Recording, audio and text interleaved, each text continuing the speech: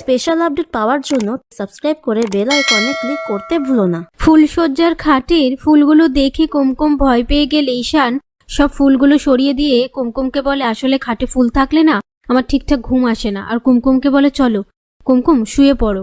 তখন কুমকুম ভয় পেয়ে গেলে ঈশান বলে, তোমার যেটাতে অস্বস্তি হয় আমি সেই কাজ করব না, আমি সোফাতে শুয়ে পড়ছি। কুমকুম বলে, এটা আপনার ঘর, আপনি কেন সোফাতে শোবেন? আমার মেঝেতে শোয়ার অভ্যেস আছে, আমি তো ওখানে মাদুর পেতেই শুতাম। এই বলে কুমকুম নিচে শুতে যাওয়ার সময় চাদর পাততে থাকলেই ঈশান চাদরটা ধরে নিয়ে বলে, আর যাই হোক আমি তোমাকে মেঝেতে শুতে দেব না, তুমি সোফায় শুতে পারো। এই বলে ঈশান বাইরে এসে আশিসের সাথে ফোনে কথা বলতে থাকে। আশিস ঈশানের সাথে কুমকুমের সম্পর্কের কথা জানতে চাইলে ঈশান বলে, কুমকুম শুধুমাত্র আমার দায়িত্ব, ওর ওপর দিয়ে কি কি গেছে তুই জানিস? এই সম্পর্কে কোনো ভালোবাসা নেই, তুই তো জানিস আমি এসবের মানে বুঝি না। আশিস বলে, ভালোবাসা কি জিনিস তুই ঠিক বুঝবি। ঈশান বলে, আমরা কাজ নিয়ে কথা বলি। এই সমস্ত কথাবার্তা কুমকুম শুনতে পেয়ে ঘরে চলে যায়।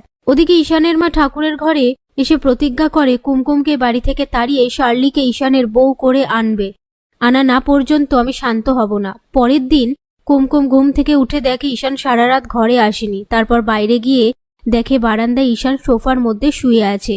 আর ঈশানের মুখে আলো এসে পড়লে কুমকুম একটা টুলের ওপর দাঁড়িয়ে পর্দা লাগিয়ে দেয় যাতে ঈশানের মুখে আলো এসে না পড়ে। এরপর ঈশান ঘুম ভেঙে দেখে পর্দা টাঙানো আর বুঝে যায় এটা কুমকুমেরই কাজ। এরপর ঈশান কুমকুমকে ঘরে খুঁজতে থাকলে কুমকুমকে কোথাও দেখতে পায় না। অন্যদিকে কুমকুম রান্নাঘরে এসে কাজ করতে থাকে। সেইখানে ঈশান এসে বলে, তুমি ভিজে শাড়ি পরে আছো কেন? কুমকুম বলে, আমার কাছে তো শাড়ি ছিল না, এটা মেজমায়ের শাড়ি, বাসি শাড়িতে আর ঠাকুরের জায়গায় রান্নাঘরে কাজ করা যায় তাই।